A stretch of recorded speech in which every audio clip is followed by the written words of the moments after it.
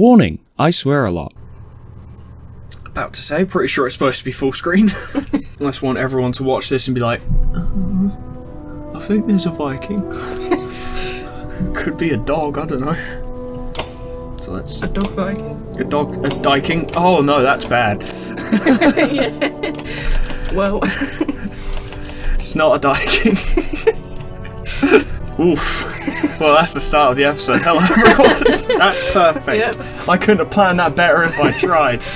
Alright, welcome to Banner Saga. Now, for those of you who don't know, Banner Saga, and I guess that includes you, I'm here with Heather, incidentally. Hello. And you can see at the top the Banner Saga 3 is already out. The Banner Saga, essentially, is if you mix the Oregon Trail with Game of Thrones, with similar levels of fatalities. Now, I've played this game a lot. Watched other people play it too. I'm not very good at it, but I know how to play the game. I can make all the right decisions so that I never lose a character. No character deaths. I'm quite good at that. But Heather hasn't. Heather knows nothing about this game, and more to the point, Heather doesn't care. Yeah. So we came up with this neat idea where I will handle the combat and the conflicts in the game, and Heather will be making the decisions, which can mean anything, literally. Will a character die? Well, it depends if in the short time they were on screen they've managed to endear themselves to Heather. If not... If they don't like their hair, they'll probably be dead. If you don't like their hair, then they're gone. And there's no one in this game that has hats, so it's literally going to be down to their hair. And if you don't like it, then they're fucked, I guess. Except for these two, because they're obviously main characters. Damn it. I think you'll like them. I like them personally. They're good characters, but we'll get to that. New game. We're on normal difficulty because I would have gone on easy, but on normal, you have to recover from injuries, and that will add the extra wrinkle. I think you'll like the art style. Like the animation style. It's pretty cool so far. It is very old Disney. Oh. It has been several long months on the road. The first signs of snowfall accost us on our approach to Strand, largest of the trade cities on the wild human borders, and our last collection before returning to the capital. He sounds very into it. Several days ago, the sun simply came to a stop in the sky. Though during these long winter days, none of us can be certain how long it has been this way. Some of the men in the caravan have taken it as a dire omen. I am not quick to superstition, but I myself will be glad to be done with this year's round. Can you imagine the mass panic if the sun just stopped? We have been I would be panicking at first. You know fully well I don't like the sun. Fair. On the path through Ridgehorn. So I'd be like, oh hell yeah, it's a cloudy day, and then it Fucking finally! yeah, finally, and then it'd be like a week, and I'd be like, it's still not here. I mean, maybe I should be concerned, but by that time, everyone else would have resorted to like mass looting and shit, yeah, and you're just like, nah. Maybe it's fine. Yeah, it's fine. Literally, the dog in the house on fire. This is fine. I can adapt. This is what I mean by the art style. This is very like old Disney. Yeah, I like old Disney stuff.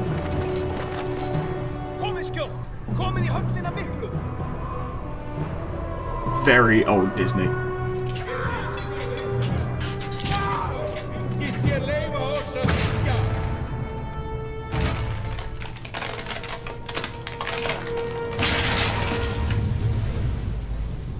Boys are back in town. Oh god. So who do you think we're playing as right now? I have no idea. The old guy who kicked down the door.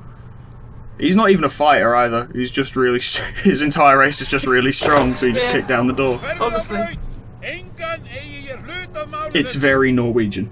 Alright, this is the tutorial, so I'm going to try and get through this as quickly as possible because I know how to play. Yeah, this is great. Big boys, 4 square boys, go. Slap this guy. Oh, I'm gonna slap him so good. Check it out. Yeah, thank you. I know. If he dies, he dies. I get it. Yep, that's great. Goodbye. And they're like, that's not good. 2 giants just walked in. Yeah, he's down. I know. Believe me, I do. I saw him go down. Did it myself. Despite being at full strength, I barely felt it. which is very upsetting for him. Now, Godov's going to go ahead and take out the trash very efficiently. Like so. So the combat is fairly simple. It's all movement and turn-based, and a lot of it is focused on breaking enemies' armor and then going in for the kill. It gets a lot harder. It gets way harder. But we won, shockingly, in the tutorial fight. Wouldn't have pictured it, but there it is. Got renown. That's our currency. Like a rabid wolf. Now he's a bitch. How did it come to this? We fool ourselves believing that peace will last. My grandfather built all this from a poor fishing village, you know. He watched the gods. He describes this as if the giants actually give any kind of shit. They don't. They do not care. Even before the threats arose. Well, the giants are like not immortal. None of them have ever lived long enough to know how long they die.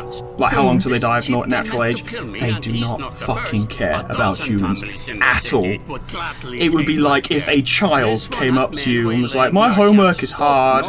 Like, I could not care less. Right well, I would add, though he denied it to his lust. This sort of wolf doesn't stop biting because the head. These are three big boys who don't care. They see another corpse. They'll be all just sort of sitting there thinking, that yellow one, he's rambling, isn't he? Who sure does talk a lot. What's for lunch? Yeah. Can I have him for lunch? Yeah. They will meet you down in the proving ground. So essentially, to summarise what he just said, because we weren't paying attention, people keep trying to kill him to take over the town. He's like, I really wish they wouldn't. He's asked us to go take care of his enemies. We're basically tax collectors. If we do this, he'll pay us twice the usual tax. So that's why we give a shit. Because this is good for us. Otherwise, if he had just been money, like... obviously. Exactly. So these giants I can relate to. Yeah, you're gonna like the Val. They're cool. Because like, if he had literally turned to us and been like, guys, please, I really need your help, we'd have been like... Nah. Yeah, nah. Sorry, bro, got places to go, things to do. Yeah. But because he threw in that incentive... Well, I might have a bit we have a reason. So we're approached by a familiar man who walks in step with you as you're leaving the Great Hall. He cuts to the chase. After a loading screen. Eirik, Steward of Strand. I manage the governor's business. I quite like him. Ubin, isn't it? That's us. You can say it is, I'm just here for the tithe, or what do you want? What do you want? What do you want, fuckface? The governor tells me you'll be giving us a hand. You can say it seems a bit chaotic around here. What did you have in mind? I didn't exactly agree. I didn't exactly agree. Didn't exactly agree. It's up to you, but you've already got one foot in the door. He has got us there. Those men you left face down were Scalfings. We just want to make sure they don't come back. We took down the chieftain. What's left of them? Not much. No, it never was much in the first place. They were a loose bunch of thugs to begin with. I'm surprised they got as close as they did. Close as they did, they broke down your front door.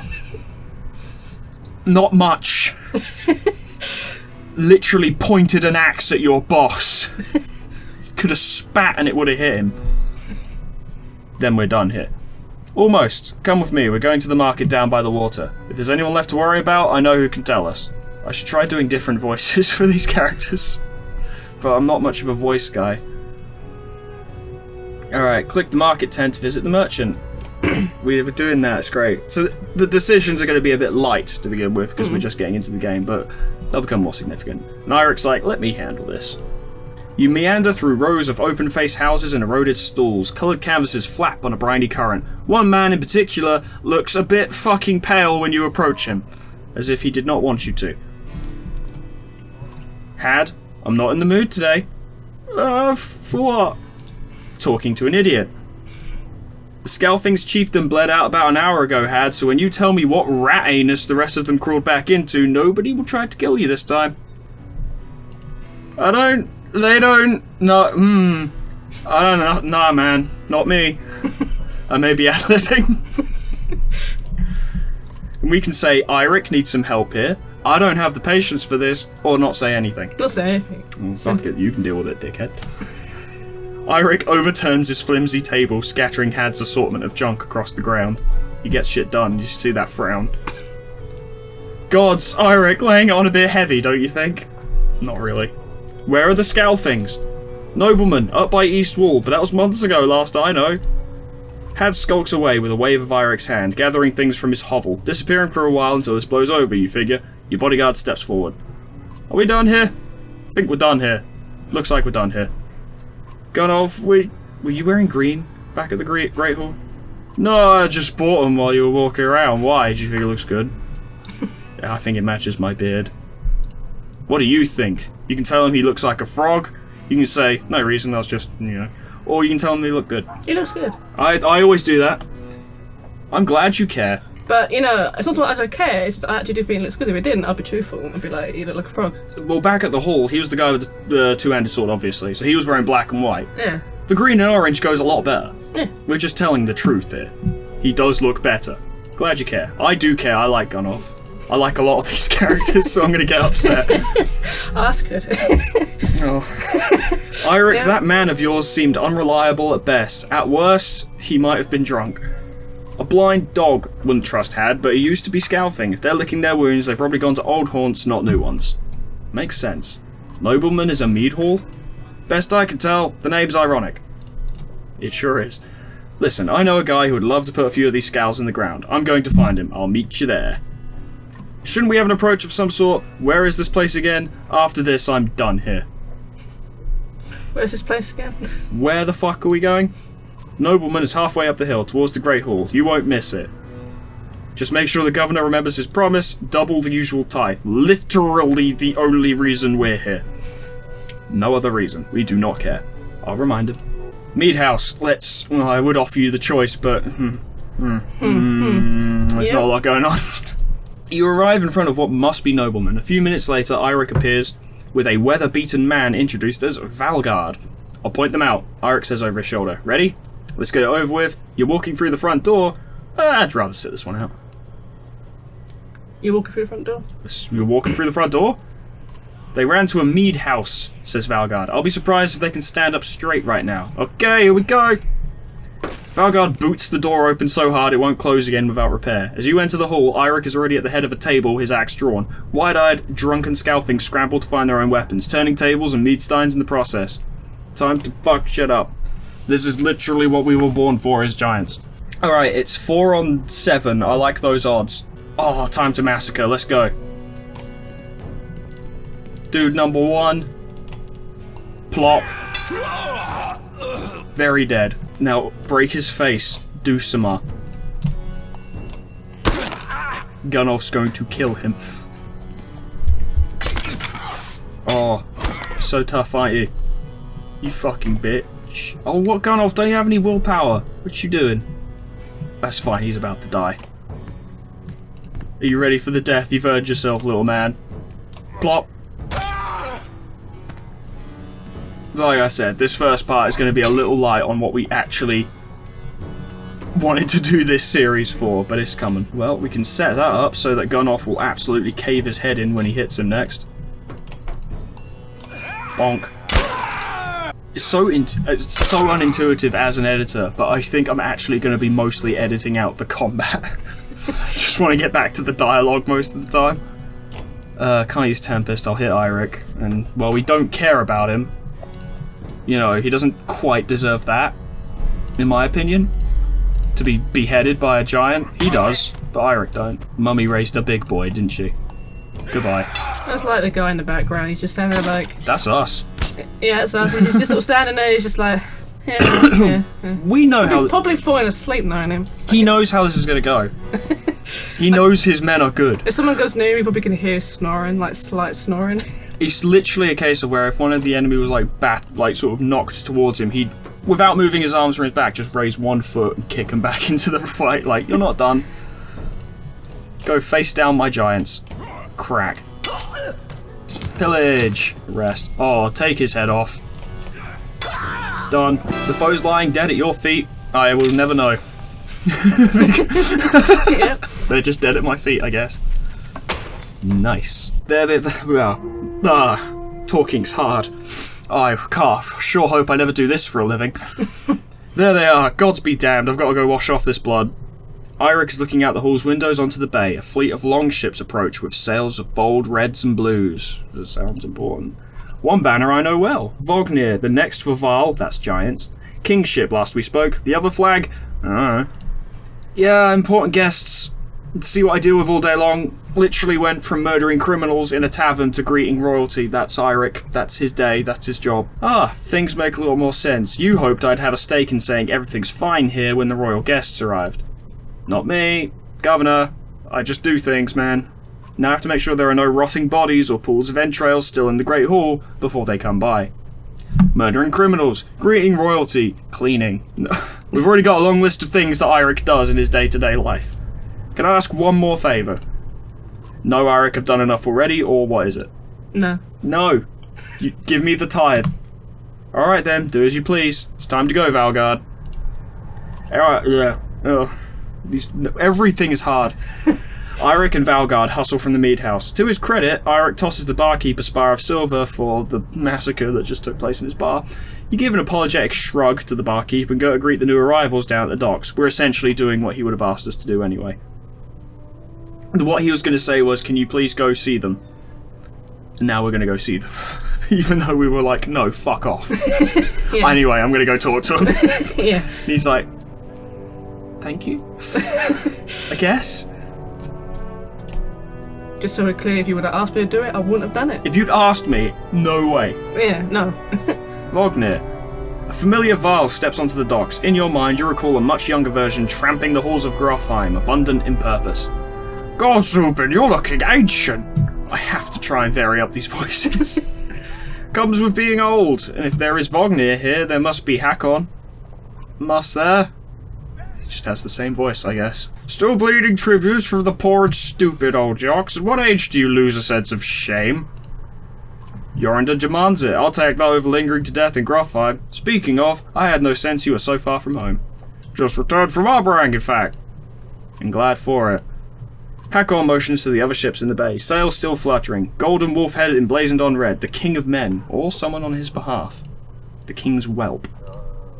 The king's son, Ludin. Don't you know, Scrivener? We visit his capital, he visits ours. It's how you make alliances these days.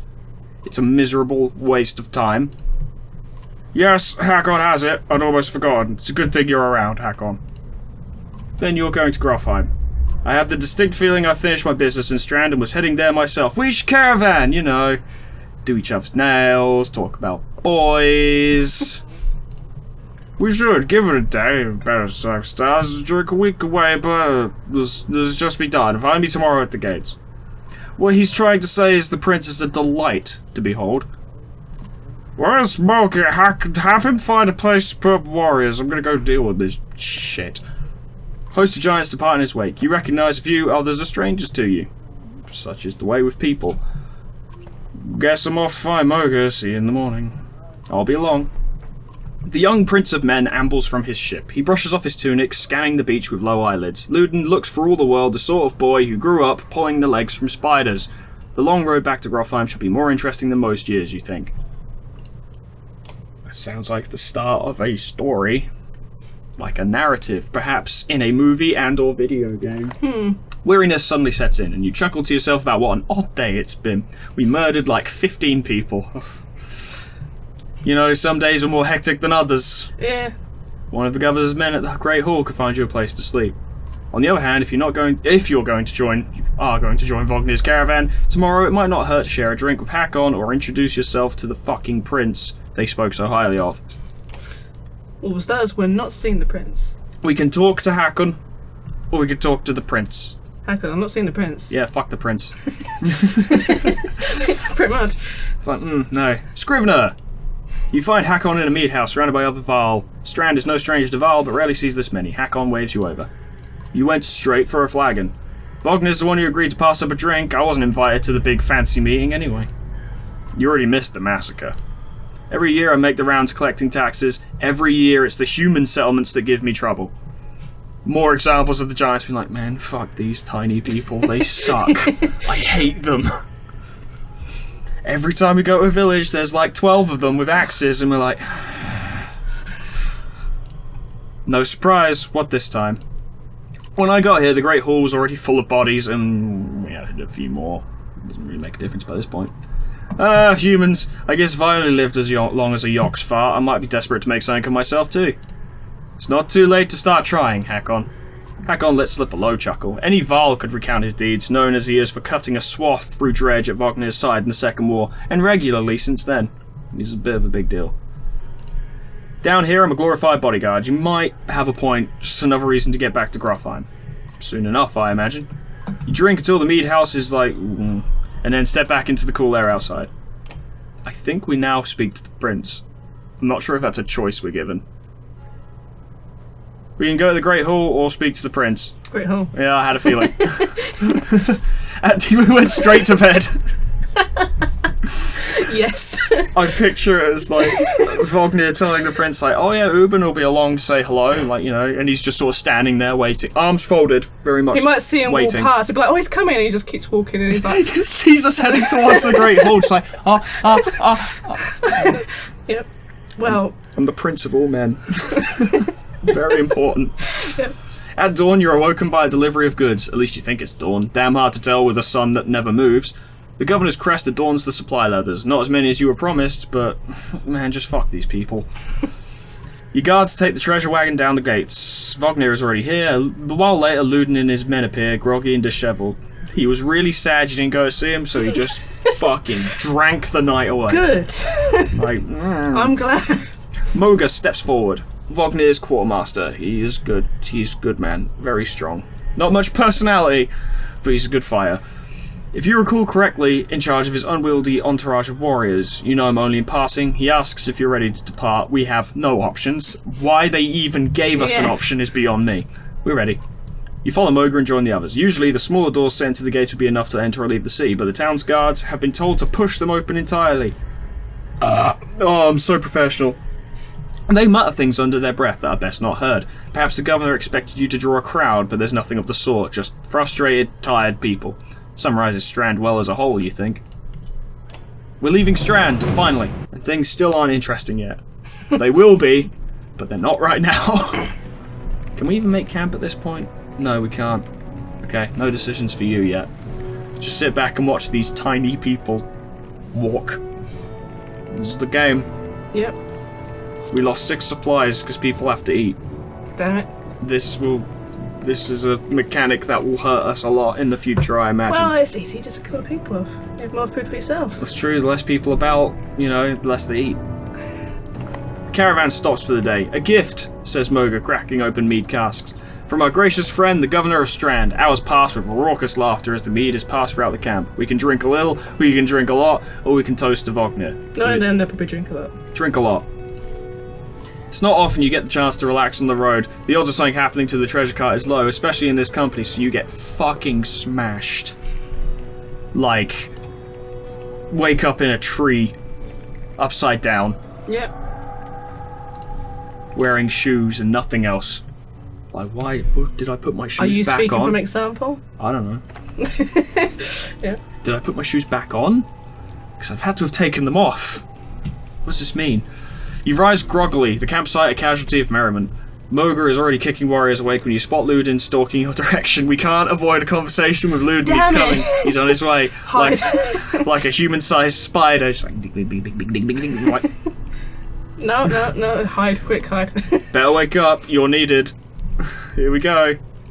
Here he is. Wait for it. There he is, little prince of men. It's Ludin. Always a pleasure. You're well rested. There, Vognir releases a caged yawn and receives a hard-eyed stare in return. How long to Grofheim? Yeah. We're only 2 days out of Strand. Come on, I'll show you on a map. Well, here comes a little display of the world we're in, which will not stick in your brain because it sure hasn't stuck in mine ever. I still don't know the geography of this world. You just walk for a while and then you're in places. This is the map of the world. You can explore it, but there is literally no point. We do not pick our destinations. Location of your caravan is here. The world map is covered in... If we wanted to really delve into the lore of this world, we could. It's a big fucking map. Big boy. Big maps for big boys. Giants need places to go. Alright, I'm done. No, I don't Okay, yeah, the Wandering Road. Can I leave now? No. When you are finished, and I was already finished, we're going back to camp. So we got that map out for no fucking reason. We head north, then east, past the forts. Gropheim's far from Strand, going to be a long march. You should have drank last night, Ludin. Why not take these ships to Skymestead? What's the point of marching?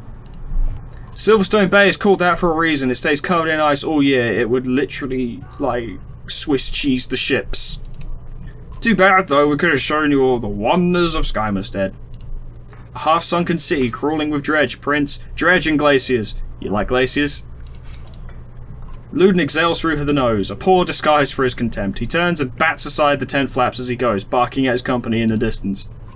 Don't poke the anthill, Wagner. He seems no happier to be here than you. Spend a few more days with the boy, old friend. You'll be looking for a tall cliff to hop off to. Ludin's got a shorter wick than Hacken. Thanks. Let's go. I hate this. I will occasionally ad-lib, but not in important conversations. That's the compromise I'm gonna make. Camp. We can make camp. During camp, you can camp. Literally.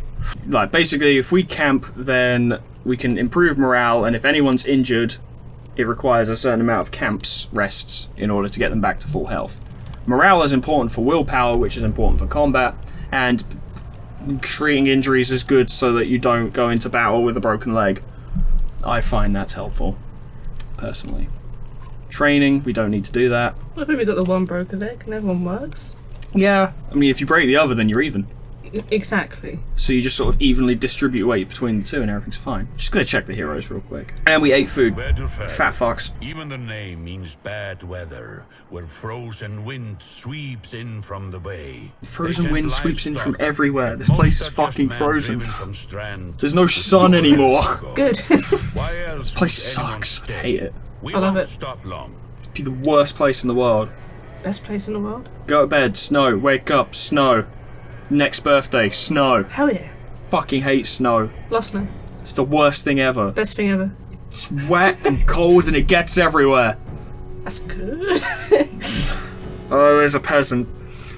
Oh, by Hannibal, there's a lot of elves and missing cattle. What? Yeah. Couple days back, sent word to Strand about the cattle and didn't expect an army. He looks pleased with himself, until it sinks in that you aren't here on his behalf. Where have your cattle gone? No, my boy's seen men up the hills, carrying them away. Don't know any men who could hoist a whole cow by himself. Scalvigs out here, maybe? Could they have Val working for them? Not from what the governor told me. I'm going to take a look around and get camp set up, because I'm the king, and that's what I do. Peasant spits, his eye anxiously darting about as the caravan sets up tents. We'll be here no more than a day. The silver for any food you got. For hundreds of Val? Are you fucking serious? Whatever you're willing to sell. You thinking of squatting? The royal army led by the king? Thinking of squatting in a tiny human village? Not enough room for a couple hunters here. Forget hundreds of... Shut up! Where's Ludin? It's faint. Sounds like fighting and something else. Hakon takes off at a run. Intrigue! Things are happening. Ooh. Events! Finally! We're half an hour in! Yeah. Game has a slow start. Here's Ludin. Come on, you fucks! I'll have you, I will. You talking shit, mate? I'll swing your jaw, swear me mum. Spearman can attack diagonally and up to 2 tiles away. He's actually a very good unit. He's incredibly strong. He's just a bitch. Now click the top right banner to compare your stats with the enemies. He is significantly tougher than us. So the point of this tutorial is to show us, hey, you might want to break their armor before you try attacking their health. As we will see why we should do that. Check it out. Oh dear. It did no damage. Check this out. Oh no. Yep. He's dead. And who's that over there? Oh. Oh dear. Oh dear. Alright, so now we're fighting proper. Daisy, where are you? Do you want to come sit down? Just don't knock over my Pepsi, I swear to Christ. I need that to live. Alright, Daisy's joined the episode. Welcome, Daisy. Hooray, are you even on camera? I don't know, I can't see. I'm gonna assume everyone thinks I'm crazy. Bonk. Daisy. Oof. Ah, she's fine. Yikes. Alright, gun off. Gun off, do that thing that you do. Do that thing I hire you to do. Bonk. Oh, that wasn't good. You hit gun off very hard.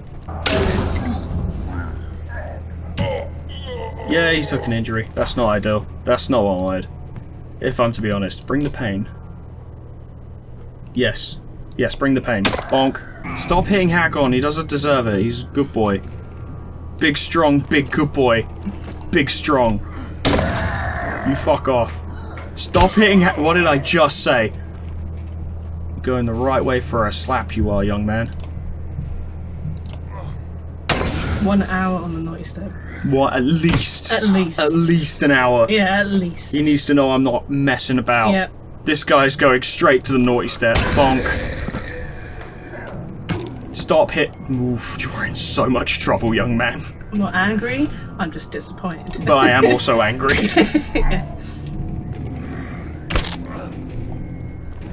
I call my axe the naughty step. Yeah, perfect, Andy. Now, oh, hang on. There we go. That's the importance of morale. Is that you can add willpower to your attacks, so it'll do additional damage. Stop. Stop that. We've already got Gun Off lying in a heap on the floor. Don't need Hakon to join him. Yeah, boy. It's your boy, Sundering Impact. Good girl, Daisy. You're being alright, I guess. She's helping. Technically. So we beat all those guys, and that was very good. The foes lying dead at your feet would regret ever crossing your path if they weren't dead. I think that's a good victory line. Yep. Gun Off has been injured in battle. It's up to you if we ever rest to recover him, or if he just is injured for the rest of his life. However long that may be. Yeah. It's early on, I'll let him rest. Early days. It's early days, I'll let him rest. You trying to get yourself killed, Ludin? What are you doing? I stabbed her, and then he was like, no, and then he hit me. Yeah. That's pretty much what you said. Pretty much. You've never seen a dredge before, boy. What kind of idiot? You break their armor first. Dumbass. Prince of all men. Dumb shit. I'm so glad we didn't meet him. Well, we've met him now. The thing, because Yeah, he deserved that. The less interactions we have with him, the better. Yeah. Where did they come from? We didn't see them. They were just there. Hakon goes where Vognir lies face down. The future Val King lies motionless, aside from a spreading pool of blood. He's dead. He's fucking dead. See, that's why I gave him a voice, because I knew I wouldn't have to do it for very long. And now we're on to chapter 2, and now things will actually get interesting. I swear. Guys, please. It will be interesting, I promise. We've only got 6 minutes left on this episode. Oh, Daisy. You're not helpful. This is where we meet our human characters. That's a dredge. It's significantly bigger than both of them. Where did that thing come from? Shut up. Shut up and stay close. I think it saw us. It can carry a whole fucking stag over its shoulder. It's probably pretty strong. Because you recall that village chief was like men in the hills carrying cows. Yeah, not men, obviously. Alright. So now I thought we'd have more dialogue before this, but I suppose not. Alette, we'll move you there. Rook, you go there. This is Rook and Alette, incidentally. Father and daughter. Gonna poke a hole in him. Boink. Yeah. Oh no. Ah, Daisy, that's right in my stomach. Oh, claws. Oh, that's bad. Okay. It's fine. Added difficulty to the challenge? I guess so. Welcome to the acupuncture challenge. Get wrecked. Rook is the biggest and the strongest, and he does not give a fuck. He's my favourite character in this game, I have to be honest. Which is useful because he's the main character.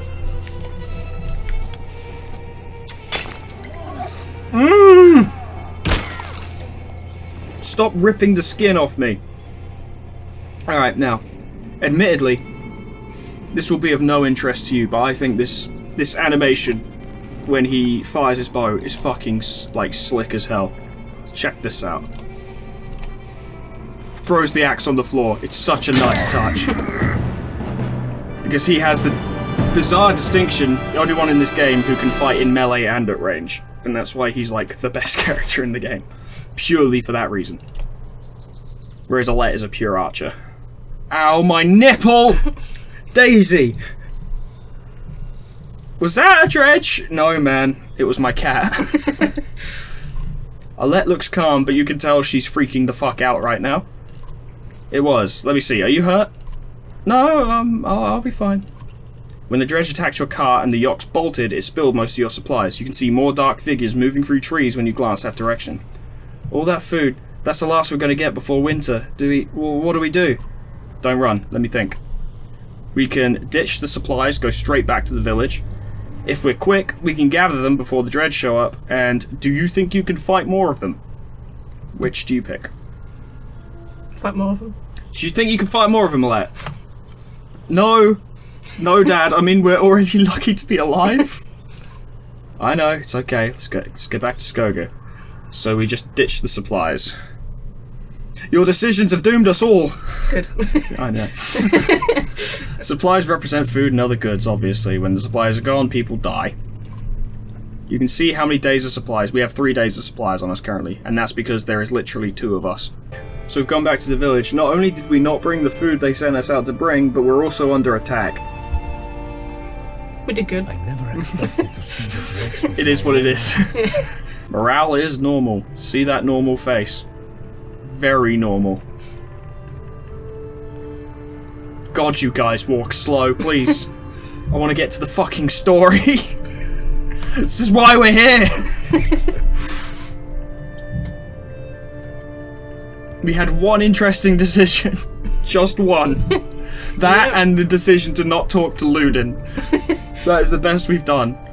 Either the enormous vial in question towers over the men in the training field. He squints as you approach, because apparently he's so fucking small he just can't see you. Already back, Huntmaster. Thought you'd be tomorrow. Dredge! Everywhere. Dredge, how did they... Then they're not here. Not supposed to be. They are, though. The fighters nearby have stopped sparring. They gather around you. Damn, they'll be here soon if they're not already. You hear screams. From the outskirts, people are running toward the Great Hall. Ivor turns to one of the older boys in his group of fighters. Egil, take Alette to the Great Hall. Tell the chieftain what's happening. The rest of you gather up as many people as you can. Go on, Alette! Fuck him, he's clearly a Morty. No, wait, I want to help. We can either tell Alette to go with him, or let them fight with us. Let them fight with us. Let them fight with us.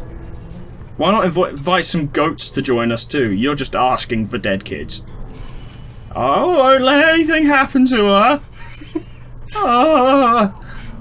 They'll have to deal with it sooner or later, Ivor. What now? Egil, keep your shield up. We'll just hold them off until everyone's inside. Then we figure out what to do next. More shouts draw your attention to some houses atop a nearby hill. But that will have to be done next time, because I'm fucking roasting with this fat white cat on me and I'm about to die. That's Banner Saga. We'll be continuing it, but we've gotten some minor hints at some of the more interesting mechanics in this game that will become a lot more commonplace as time goes on. We just have to deal with this. But what better way to end the first episode than on a cliffhanger, right? Obviously. God knows what's going to happen next. Maybe there'll be some dredge. Maybe we'll shoot someone. They're kids. Maybe Egil will make it to the prom. Who knows? So what do you think of Banner Saga so far? Yeah, it seems pretty good, yeah. I'm enjoying it. It's an interesting game. I personally like it very much. And we'll be exploring why I like it so much next time. Daisy, I swear. So annoying. Thank you so much for watching. We'll be doing more of this. I hope you come to see the next one. I have an established outro, but apparently I've just decided not to do that this time. So, doodles. Goodbye.